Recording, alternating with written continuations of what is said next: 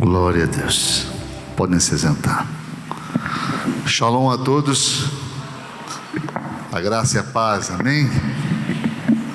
Que bom estarmos aqui novamente juntos. Ministério de Adolescentes, tchau. Vocês estão dando tchau? Tchau. Adolescentes de 12 a 16, 17 anos, os nossos adolescentes se reúnem nesse horário para vocês baterem papo ali sobre vida cristã. Luciana está ali, então quem é adolescente aí? Luciana, você não? Não está indo para aí não, tá bom. Então está na bênção. Pronto, Deus abençoe vocês lá.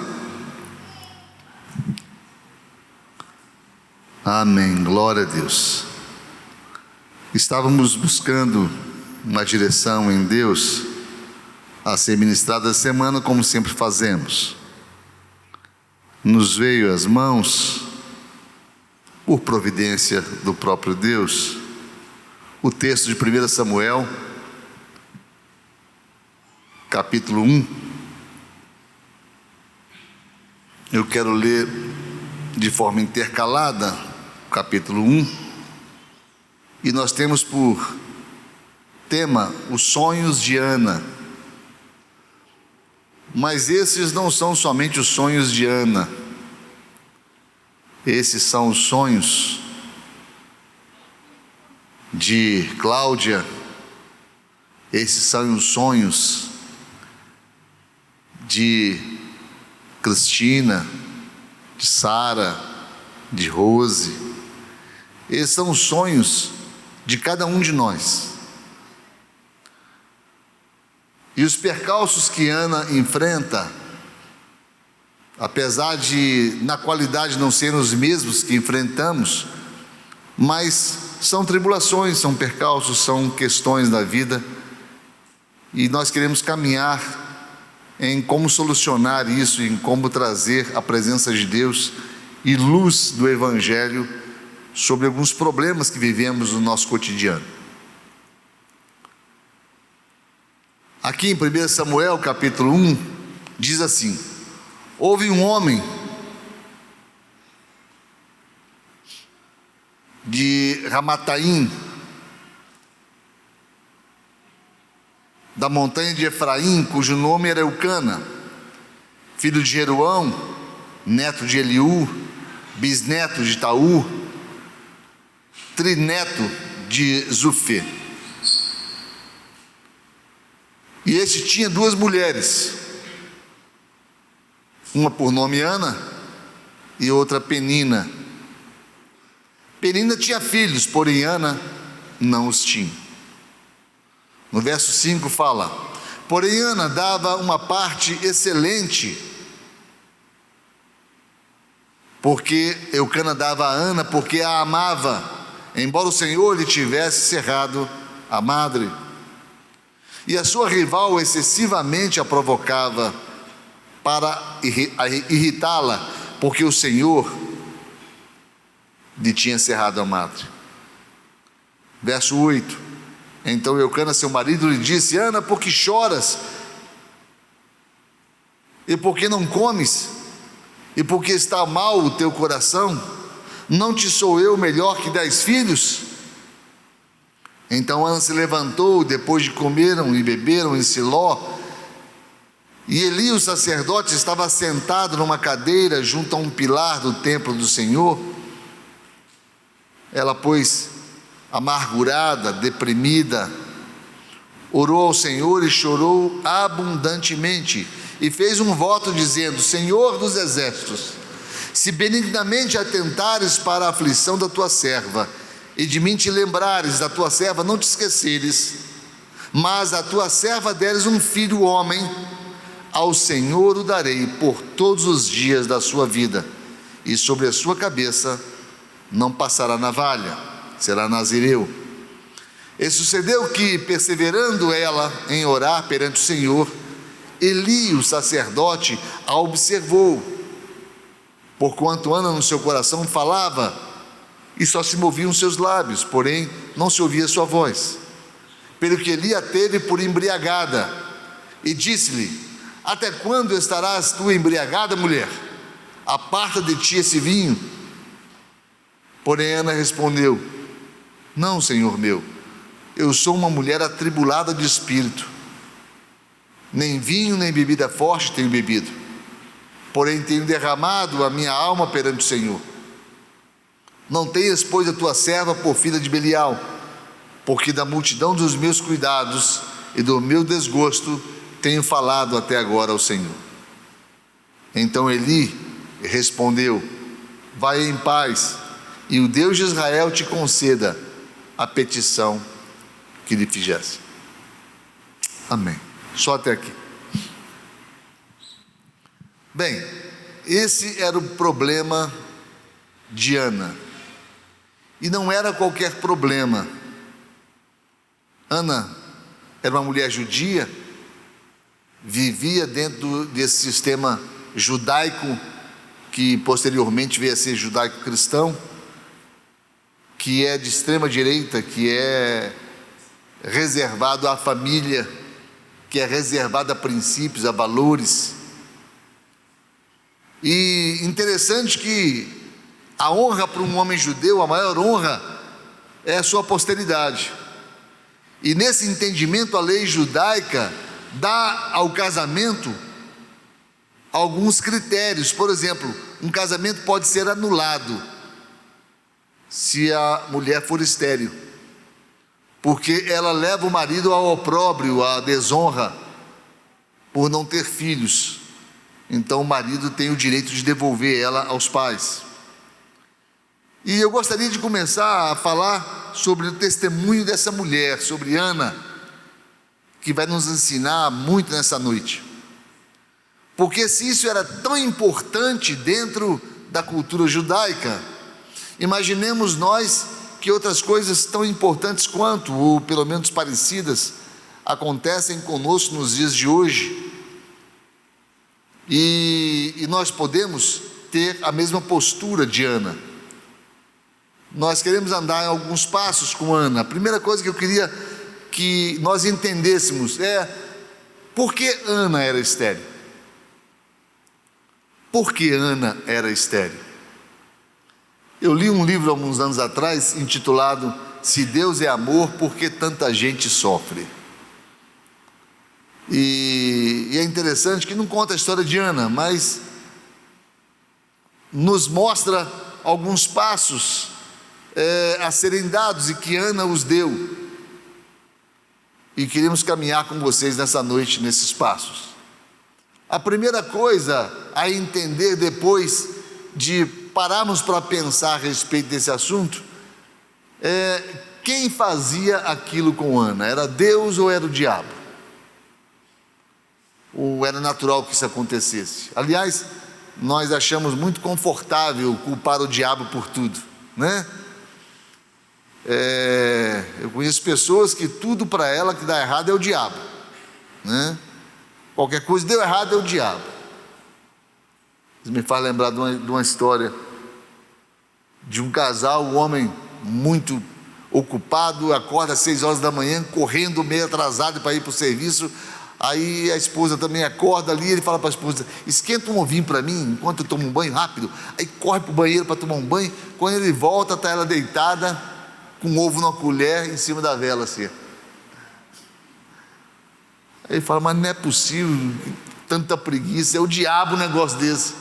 Aí o diabo fala: eu não, eu estou até aqui admirado de ver tanta preguiça mesmo. Porque tudo é culpa do diabo. Mas isso aqui não tem a ver com o diabo.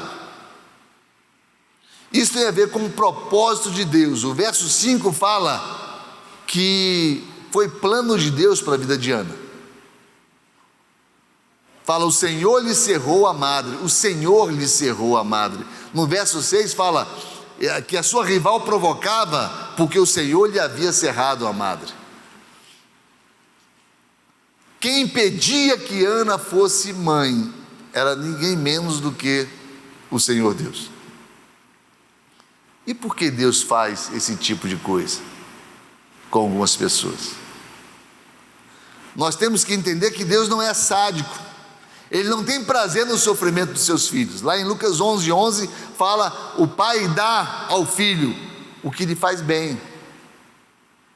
Talvez você esteja cansado de esperar, faltem recursos emocionais, recursos financeiros, tenha muitos problemas, mas você tem que entender qual é o propósito do que acontece com você. Você pode pensar assim: as circunstâncias conspiram contra os meus desejos. Mas quando são os seus desejos, conspiram. Quando são os desejos de Deus, não. Deus tem um projeto.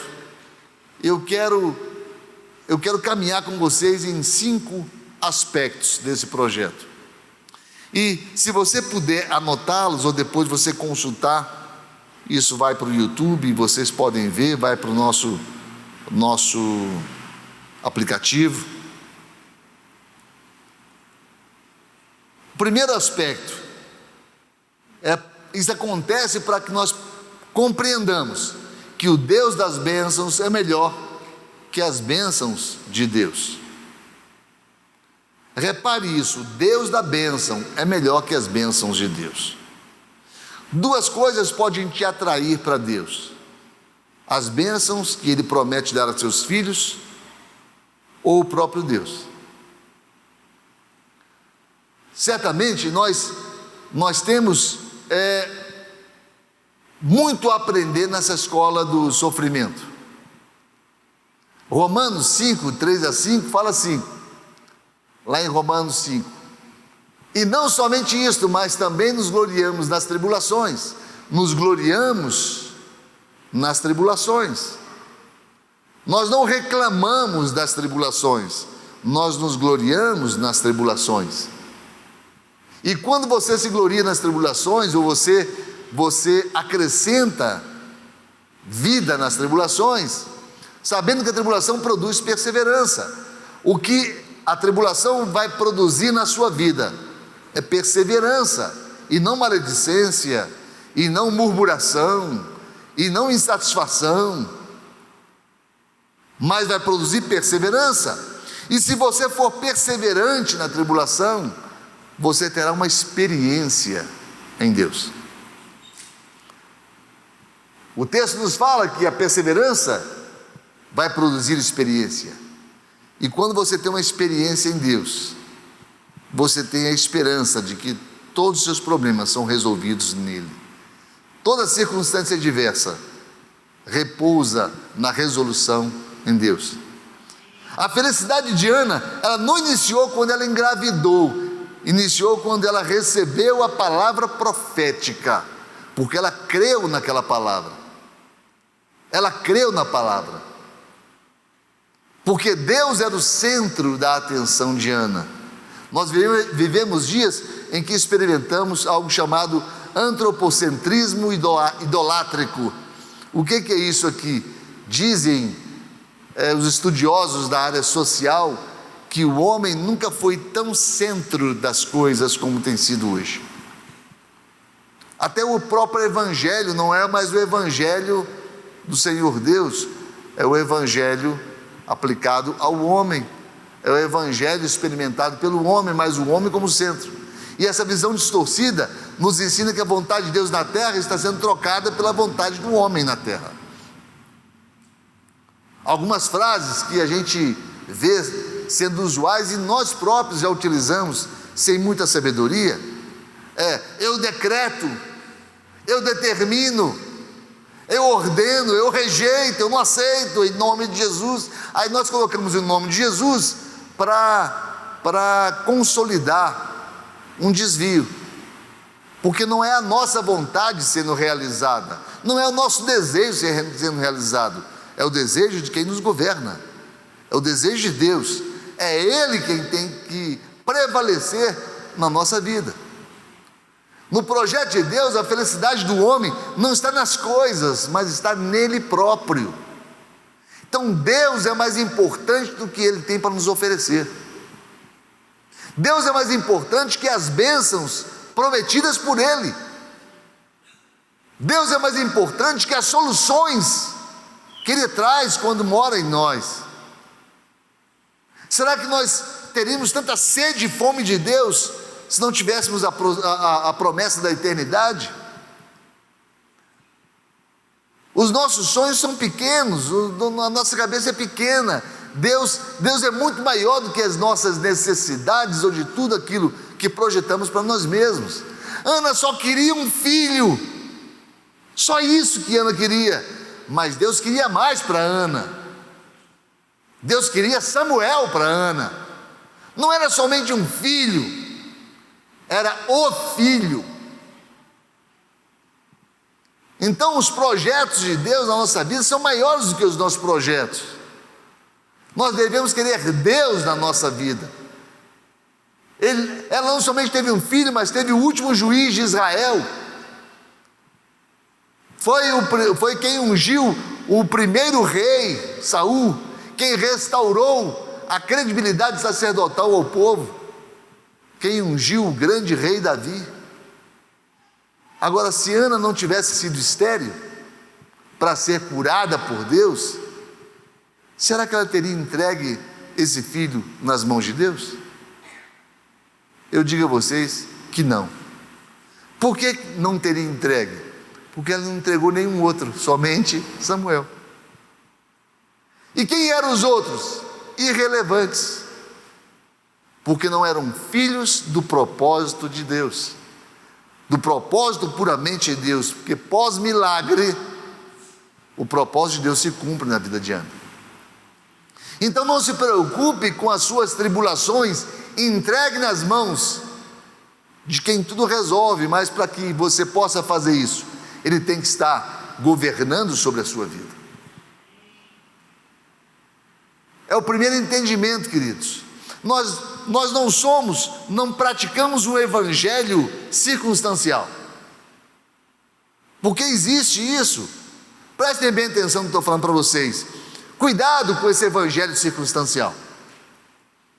Cuidado com o evangelho em pílulas não constantes, em pílulas não progressivas. Cuidado com o evangelho que você só procura Deus na hora do aperto. Cuidado com o evangelho que você só procura Deus quando você tem alguma coisa para pedir para Deus, ou quando você crê que Deus tem algo para dar para você. Você não procura Deus para dar nada para Ele, você só procura dele para arrancar dele alguma coisa. Cuidado com essa relação. Ela é doentia, porque ela coloca você no trono e Deus a teu serviço. Quem está entendendo, diga amém. Olha, o evangelho é para colocar Deus no centro, e você perifericamente servindo Ele. E à medida que você o serve, você é servido, porque tudo que o homem dá a Deus é o que ele tem. Aquilo que você retém, você perde. Então guarde esse primeiro aspecto. Segundo aspecto, as tribulações vêm para que entendamos que tanto o natural quanto o sobrenatural são presentes de Deus. Aí você fala assim: mas se Deus está em mim, tudo que acontece comigo é para o meu bem. Por isso é um presente de Deus, porque a palavra de Deus nos fala que todas as coisas, todas, cooperam para o bem daqueles que amam a Deus. Se Ana fosse uma mulher normal, nós não estaríamos lendo essa história. Se Ana não fosse estéril, não tivesse sido curada da sua esterilidade, ela não teria essa história para ser contada. Nós só contamos essa história porque ela foi o sobrenatural de Deus na vida dela. Interessante que você não conta a sua vida pelo que é natural, você conta pelo que é sobrenatural. Nós não contamos a vida pelas vezes que respiramos, nós contamos pelas vezes que perdemos o fôlego. Eu gosto muito, como muitos de vocês, de ir a Caldas Novas. Eu vou com meu amor lá, com a minha namorada, a gente vai lá descansar um pouquinho de vez em quando. E todas as vezes que eu vou, tem um lugar específico que sempre, sempre, sempre quando a gente passa, a gente glorifica a Deus, a gente busca Deus na nossa vida, a gente agradece a Deus pelo resultado, a gente entrega todo o destino nas mãos dele e sabe que as coisas estão sob controle. Foi o lugar onde a gente teve um acidente uma vez, em que perdemos 2 vidas, infelizmente. Mas o propósito de Deus se cumpriu na vida de todos, que foram os que ficaram. Nós cremos que a nossa vida está nas mãos de Deus, mas o sobrenatural de Deus que aconteceu com a nossa vida naquele lugar é que nos faz lembrarmos de Deus na nossa vida, da presença de Deus na nossa vida. Então são as tribulações que marcam a presença de Deus na tua vida. É o sobrenatural que Ele exerce na tua vida que o fará cada vez mais presente na tua vida. Por isso que a tribulação tem que produzir perseverança, não desistência, porque tribulação faz parte da escola da vida, tribulação faz parte da tua formação, porque quando você pede a Deus coragem, o que você acha que Deus vai te dar? Vai te dar desafios. Para quê? Para que no desafio você desenvolva coragem. Quando você pede a Deus força, o que você acha que Deus vai te dar? Vai te dar limites a serem ultrapassados, para que você exerça força. Quando lemos 2 Timóteo 2,15, nós lemos: procura apresentar-te a Deus aprovado, como obreiro que não tem de se vergonhar. O que você está falando para Deus? Eu vou me mostrar aprovado, mas para que eu seja aprovado, eu preciso ser provado. Ninguém passa num vestibular que não está fazendo. Ninguém passa num concurso que não se submete à prova. Então, para que sejamos aprovados em Deus, nós precisamos ser provados por Deus. Deus sabe que nós comumente não nos lembramos de agradecer por aquilo que é natural. Nós nos lembramos de agradecer por aquilo que é sobrenatural. E olha, eu falei esses dias atrás a respeito do Cronos e do Kairos, o tempo do homem e o tempo de Deus. No calendário de Maria, ela tinha o calendário o cronológico, né? Ela achou que Jesus demorou para chegar, porque o seu irmão havia morrido. Eu falava para um irmão hoje que a distância de Jerusalém até Belém, que Jesus teve que fazer para ir até Belém, até Betânia, que Jesus teve que ir para acudir Lázaro, quando soube que Lázaro estava doente, era caminho de 8 horas, caminho de 10 horas no máximo, mas Jesus o fez em 4 dias. Aí eu fiquei imaginando alguém com um remédio na mão levando para alguém que ama. Eu tenho que sair daqui e tenho que caminhar 8 horas seguidas. Pelo cansaço eu posso levar 10, porque tem alguém doente à morte esperando esse remédio que eu estou na mão. E eu duro 4 dias para chegar lá. Por que eu durei 4 dias? Porque eu quis durar 4 dias. Porque eu não estou no tempo cronológico, eu estou no tempo kairos, vontade de Deus, propósito de Deus. Jesus demorou 4 dias porque ele sabia que nesse período Lázaro morreria, e o que ele tinha para aquele momento era a ressurreição de Lázaro, porque se Lázaro tivesse sido apenas curado, não teríamos essa história para ser contada, não entenderíamos o poder imenso de Deus ao ressuscitar um homem chamado Lázaro. Existe propósito até na morte do justo, e Deus sabe disso. Jesus não chegou atrasado no mar da Galileia quando os apóstolos estavam já na terceira hora e começa a tempestade, e Jesus chega na quarta hora. Ora, Jesus sabia o que estava fazendo.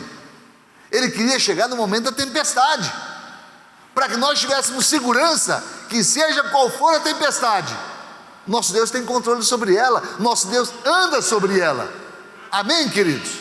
Então não importa a tribulação que você tenha, qualquer que seja, até que seja chamada morte de tribulação, Deus tem controle sobre tudo, tudo. É isso, é o tempo dele. Deus não se esqueceu de José no cárcere, não esqueceu. Mas se ele tivesse tirado José do cárcere, José não seria governador do Egito. Então teve o tempo certo de José sair.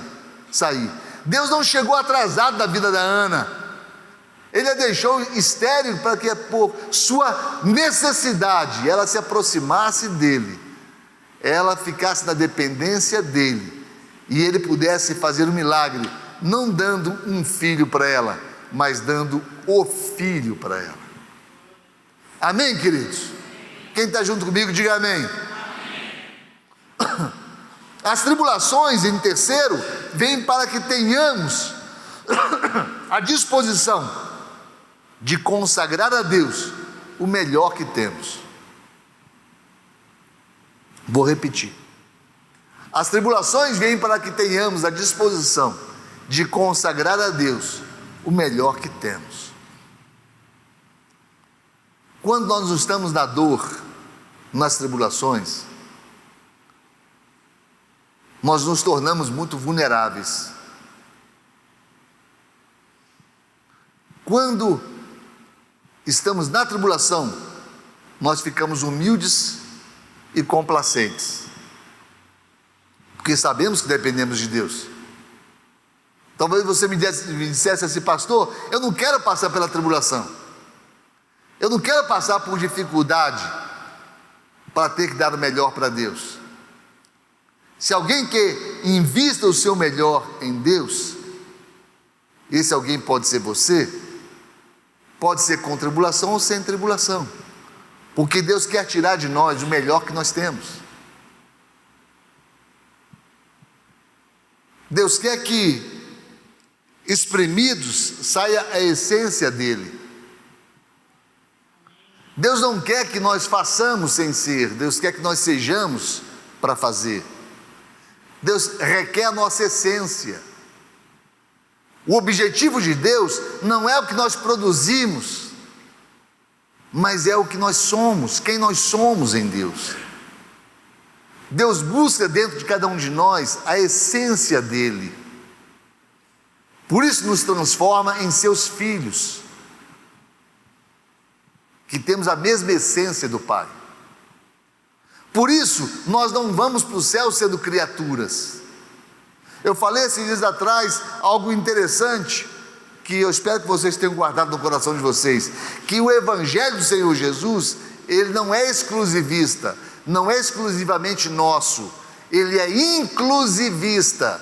Ele inclui filhos atrás de criaturas.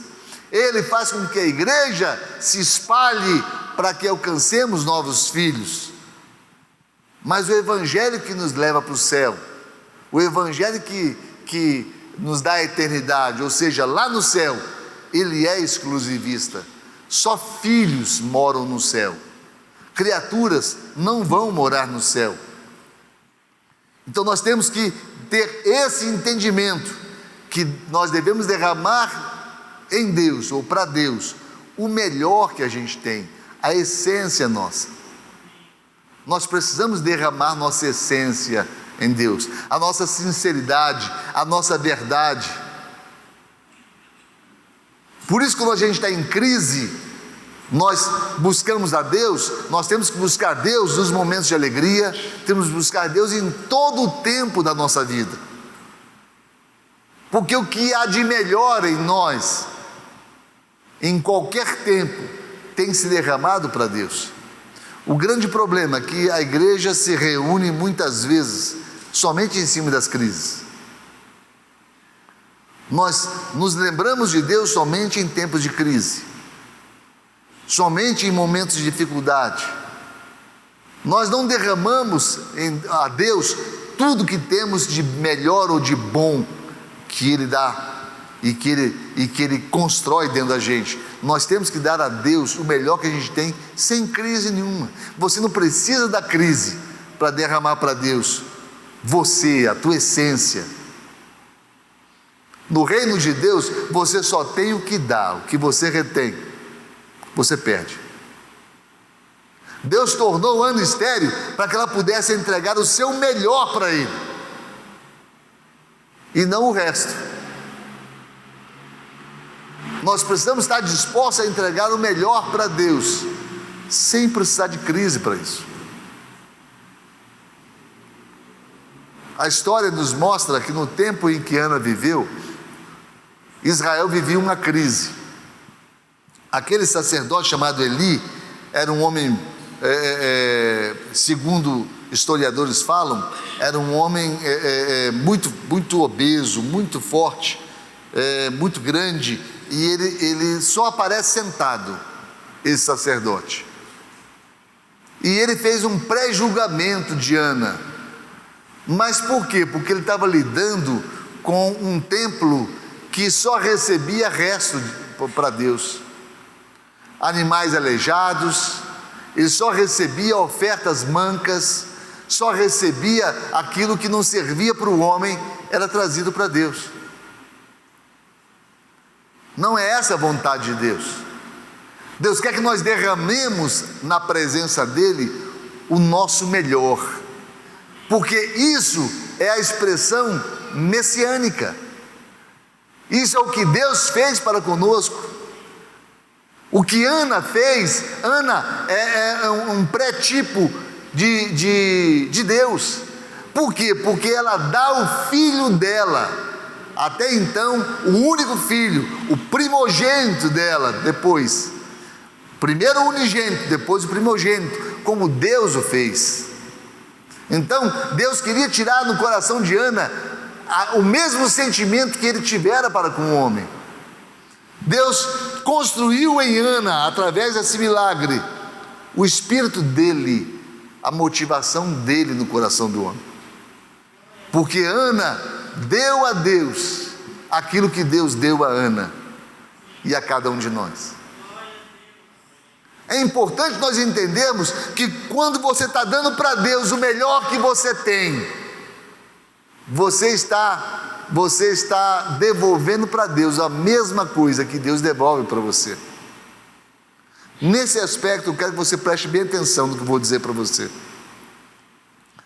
Existem 4 tipos de amor, nós temos ensinado isso para a igreja: eros, filéus, estorgê e agape, ou ágape. Esse ágape não é um amor sentimento, não é um amor, não que ele não envolva emoção, mas a origem dele não está nas emoções. Ele envolve emoções, mas sua origem não é emocional.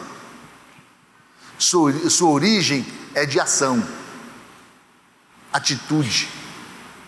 Quando fala lá em João 3,16, porque Deus amou o mundo de tal maneira, ele vem com a expressão, porque deu.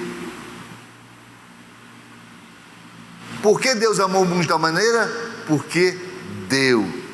Teve uma atitude de doação, de entrega. Se Deus não tivesse dado Jesus ao mundo, Deus não teria provado o seu amor agape para com o mundo, porque o amor agape é doação. Se Deus te ama doando a você, como é que você devolve esse amor a Deus? Doando para Ele. É assim que nós devolvemos o amor que Deus nos dá, é nos doando para Deus. E não é doando qualquer coisa, não. Eu falei aqui anteriormente que o que vale mais para Deus é a nossa essência. Deus não quer nada da gente, não. Deus não quer o teu dinheiro, não, meu querido. Não é o teu dinheiro que Deus quer, não. É a tua motivação que Deus quer. É a tua entrega que Deus quer. É a tua liberalidade que Deus quer. É o desarmamento de gatilhos que prendem a tua alma, o teu coração, a tua motivação. O dinheiro é o único elemento que se apresenta na Bíblia concorrendo com Deus. Não podeis servir a dois senhores, ou a Deus ou às riquezas. Por que é colocado assim? Porque o dinheiro se assenhora da nossa vida. O dinheiro é um excelente servo, mas é um péssimo senhor. Deus é o excelente Senhor sobre a nossa vida. Amém, queridos? Então nós precisamos entender esse projeto de Deus. Isso aqui foi ministrado a Ana. Isso foi ensinado a Ana através da crise que Ana teve, através da tribulação que Ana teve. O que a tribulação da sua vida tem te ensinado? O que você tem conseguido retirar das tribulações da sua vida? Quarto, as tribulações vêm para que conheçamos que os sonhos de Deus são maiores que os nossos sonhos. Os caminhos do Senhor para a tua vida são maiores que os teus caminhos para a tua vida. Os sonhos de Deus para você são melhores que os teus sonhos para você. O sonho de Ana era muito pequeno, era ter seu ventre transformado num cenário de vida, só isso que ela queria. Deus adiou o sonho de Ana para ela sonhar um sonho maior. Ela foi mãe de uma nação sacerdotal. Que sonhos você traz dentro de você? Que sonhos você traz dentro de você? Troque esse sonho pelo sonho de Deus. Troque o teu sonho pelo sonho de Deus. De repente até Deus quer realizar o teu sonho, mas Ele tem muito mais amplitude na realização desse sonho do que você tem. Tem muito maior abrangência o sonho de Deus do que você imagina. Talvez você já tenha sido desanimado e até por pessoas amadas, porque as pessoas não querem que a gente sofra. Existem alguns destruidores de sonhos, até entre pessoas com as quais convivemos. Provocação, por exemplo. Penina provocava a Ana, a sua rival provocava. Ela se sentiu enfraquecida pela vergonha da esterilidade, o que era muito forte naquela época. Tornou-se uma mulher amargurada, depressiva, constantemente em depressão. Por quê? Porque era provocada. Observe se o que está frustrando os teus sonhos não possa ser algum tipo de provocação, algum tipo de incompreensão. Ela foi mal interpretada, foi incompreendida pelo sacerdote Eli. Quantas vezes a incompreensão nos leva à tribulação? A conformação. Quantas vezes pessoas que nos amam abortam nossos sonhos para não nos ver sofrer na busca dos sonhos? Tem muitos conselheiros que não vêm de Deus e que se tornam assassinos de sonhos. A palavra de Deus fala que na multidão de conselheiros há sabedoria. Por quê? Porque quem é colocado como um conselheiro na tua vida se torna a boca de Deus na tua vida. Mas não são todas as pessoas que são boca de Deus. Cuidado com as palavras que você ouve. Cuidado com as vozes que você ouve. Nem toda voz que parece ser sábia deflagra na tua vida o sonho de Deus. Às vezes é o contrário. Às vezes é Satanás te dando o indês para puxar a tua vida e o propósito de Deus da tua vida de tirar. Eu lembro há um tempo atrás alguém falando para mim: pastor, o senhor podia orar? Eu vou sair da cidade, eu vou trabalhar em outro lugar, eu vou deixar a família, porque eu consegui uma coisa um pouco melhor em outro lugar. E eu falava: você vai deixar a esposa, filhos, por causa de alguns trocados a mais? Eu acho que isso é de Deus, que vão me pagar mais. Será que o sonho de Deus para a gente é a gente ganhar mais? Que engano é esse, queridos? Que engano é esse? Onde estão os verdadeiros valores da vida?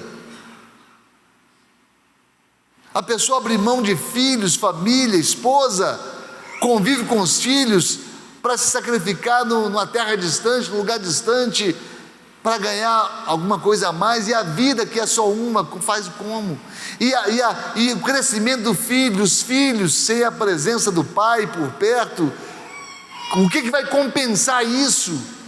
Que valor vai compensar isso? Quantos sonhos nós temos, mas são sonhos egoístas, sonhos que vão destruir, porque só buscam valores pecuniários.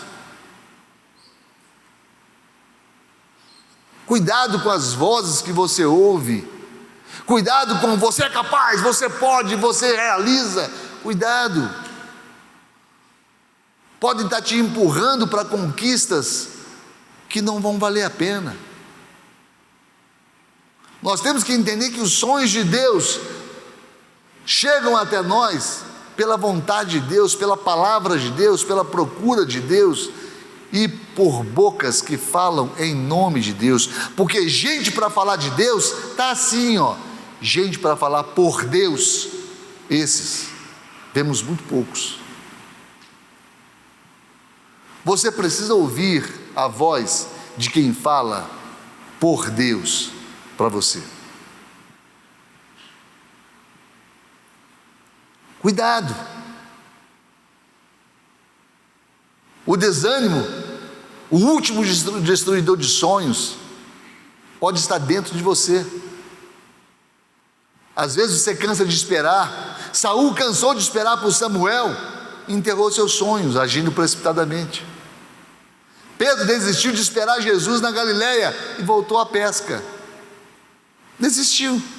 Desânimo fez com que Sara desse o marido de mão beijada para Agar. O desânimo faz com que seu maior inimigo seja você mesmo.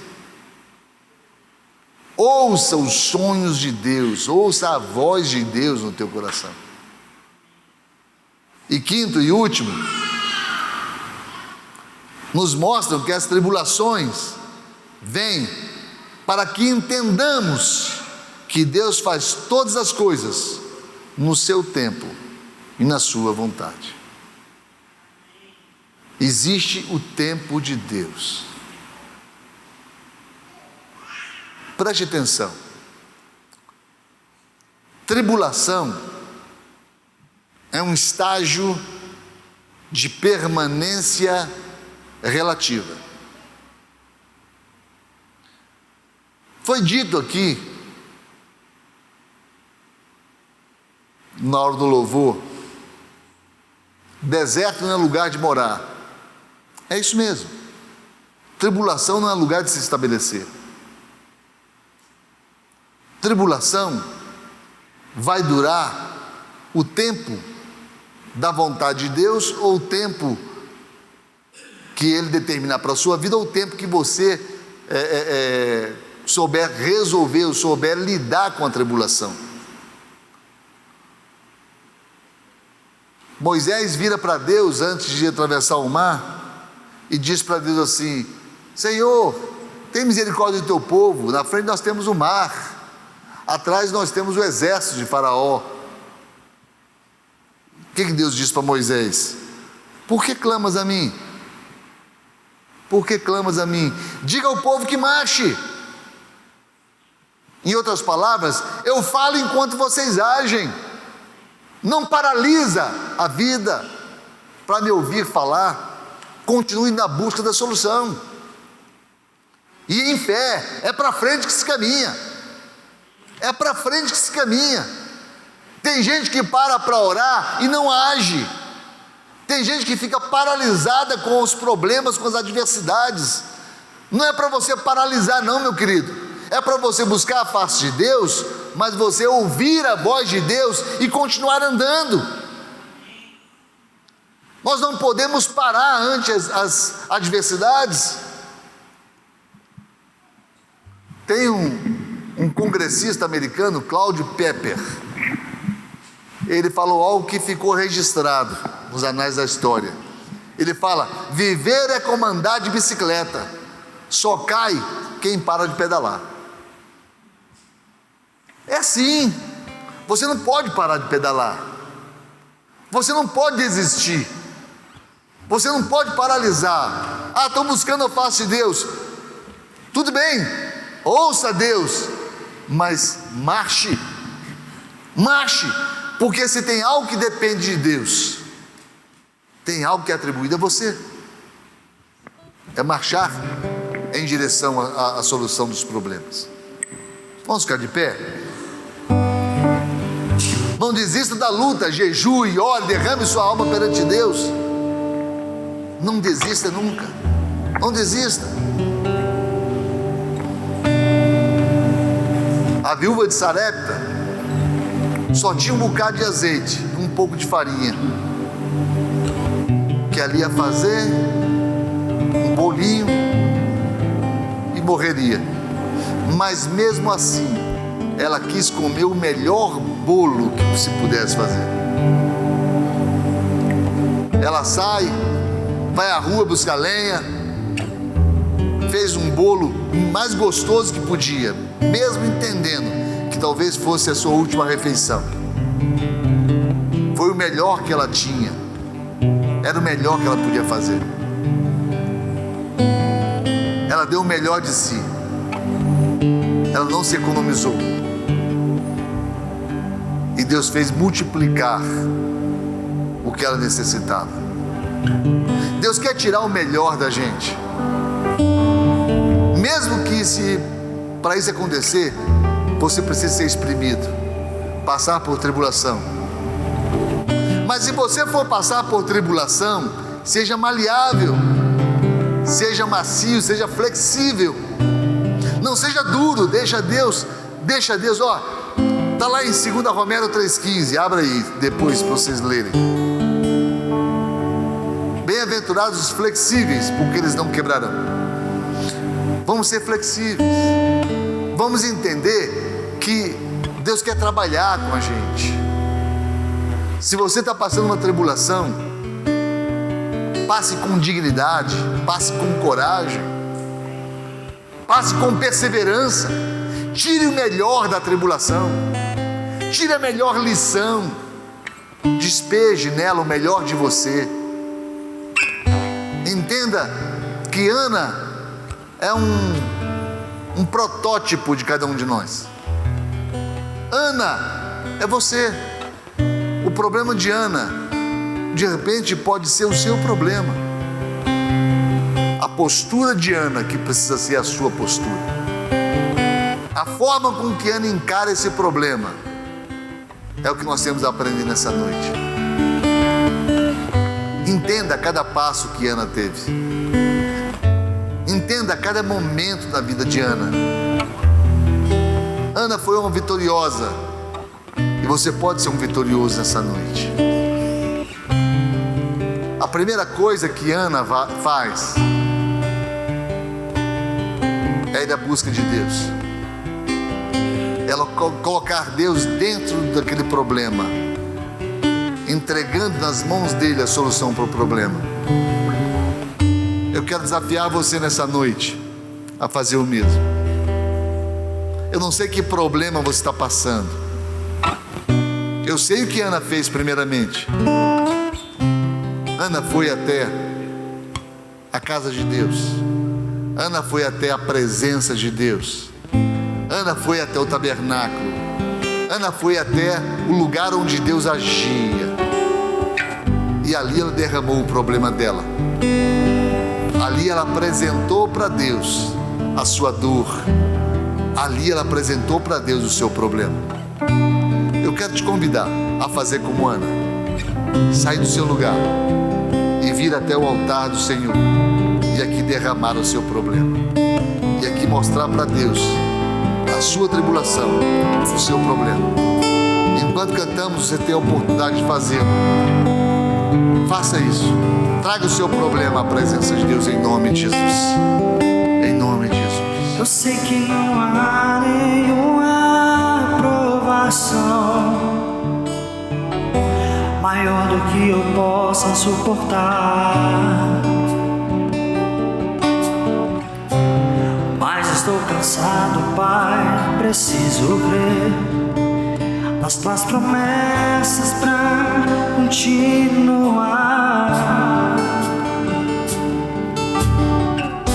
Eu sei que me livraste das acusações,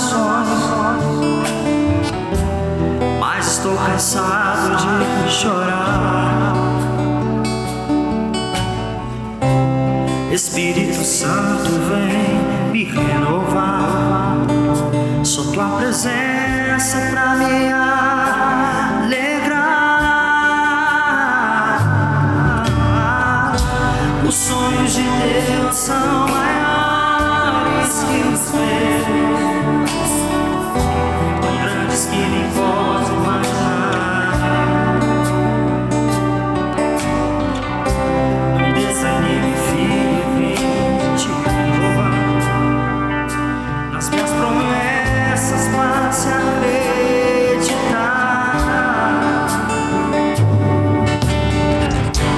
Os sonhos de Deus são maiores que os meus, tão grandes que nem pode imaginar.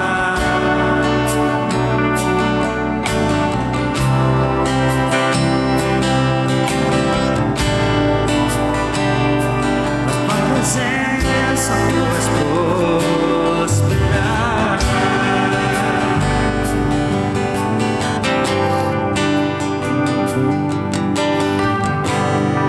Oh, Pai, nós te adoramos, Senhor.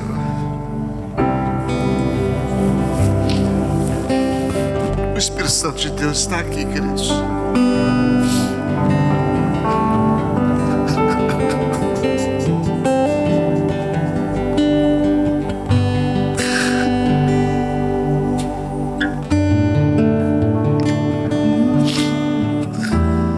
Ele fala ao meu coração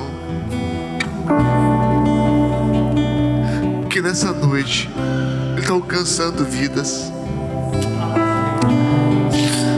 Nessa noite Ele está solucionando problemas.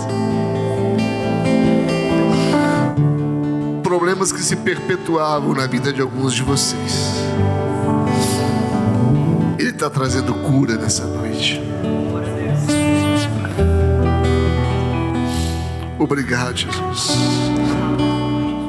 Obrigado. Oriana Labachuni Maricanta Licanta. Espírito Santo de Deus, obrigado. Obrigado, Senhor, pela providência. Obrigado, Senhor, pelo amor. Obrigado, Senhor. Obrigado, Senhor. Louvado, glorificado seja o santo nome. Teus filhos agora, Senhor Deus, derramam na tua presença, Pai, cada problema, cada situação, cada tribulação, Pai, desconforto. Só o Senhor, ó Pai, só o Senhor para acudir cada um deles. Tu conheces, ó Pai, o coração de cada um deles. Tu sabes, Senhor Deus, o que há dentro de cada um desses amados. Tu sabes as lutas, Senhor Deus. Tu sabes, Senhor Deus, as dificuldades. Por isso, Senhor Jesus, faz como fizeste com Ana, Pai. Derrama do teu poder, ó Pai. Soluciona, Senhor Deus. Gera intimidade com esses amados. E que eles possam, Senhor Jesus, entender que a solução está em Ti, Pai. A solução é o Senhor, ó Pai. A solução é o Senhor, ó Pai. Gera, Pai, solução, gera livramento, Senhor Deus. Derrama, Pai, sobre cada vida, Pai, em nome de Jesus. Derrama, Pai. Alcança o anseio do coração de cada um desses irmãos, ó Pai. nosso anseio, Pai. E que pelo Teu poder, pela Tua vontade, pela Tua graça, pela Tua misericórdia, cada problema seja solucionado agora, no nome do Senhor Jesus. Em nome de Jesus nós declaramos, Senhor Deus, a solução, Senhor Deus, de cada problema, de cada anseio. E que Teu poder, ó Pai, transforme a história de cada um deles, como transformaste a história de Ana. Em o nome do Senhor Jesus. Em nome de Jesus. Podem retornar para os seus lugares e vão na convicção de que o Senhor tem alcançado vocês. Em nome de Jesus. Vamos ficar de pé todos nós.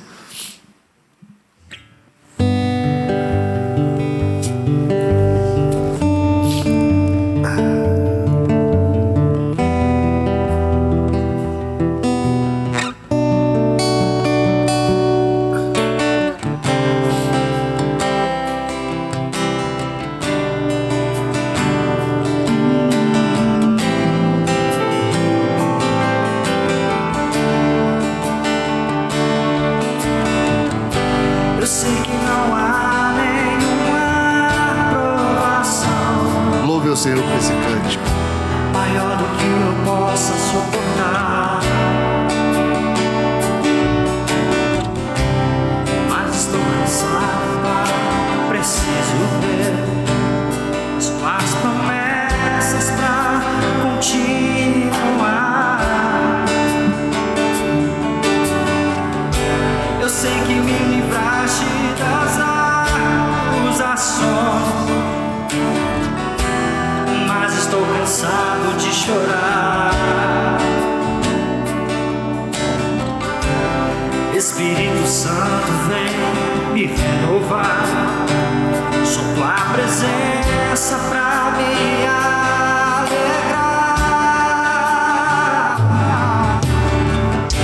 Os sonhos de Deus são maiores que os teus, tão grandes que nem pode imaginar.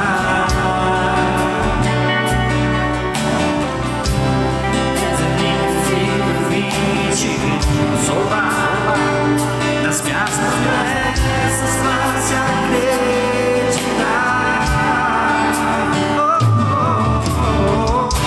Os sonhos de Deus são maiores que os meus.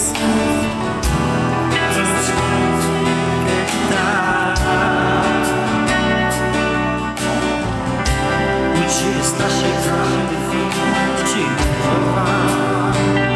As minhas promessas todas prosperar. Glória a Deus. A vocês que vieram à frente, eu quero falar algo para vocês. Existem momentos na vida da gente que, quando a gente está ministrando a palavra de Deus, a gente quase que é interrompido pelo Espírito Santo. E a gente sente a presença do Espírito com uma força muito grande. Foi o que eu senti nesse momento. Eu não sei quantos de vocês que vieram à frente tem um clamor na presença de Deus tão forte que Deus me parou. Ele agiu dentro do meu coração com tanta convicção, com tanta veemência, como se Ele tivesse dito para mim assim: se cala, eu quero agir. Eu creio que algumas vidas foram transformadas, situações transformadas, circunstâncias totalmente mudadas na sua vida. É aquilo que você para e fala assim: eu não sabia que isso existia. O impacto do poder de Deus sobre a vida de alguns de vocês vai ser tão grande, que você vai entender o que eu estou falando. O Espírito Santo de Deus ministrou sobre a sua vida algum tipo de mudança, de solução que você necessita. Por isso, leve essa convicção no teu coração, em nome de Jesus. Amém? Bota a mão no teu coração aí onde você está. Pai, no nome de Jesus, nós abençoamos, ó Pai, cada uma dessas pessoas. E que a tua palavra ministrada nessa noite, Senhor Deus, traga cura, traga mudança, traga transformação, Senhor Deus. Ministra, Senhor Jesus, as soluções que tu tens para cada um desses amados. É o que te pedimos no nome do Senhor Jesus. Deus abençoe vocês. Tenham uma boa semana em nome de Jesus.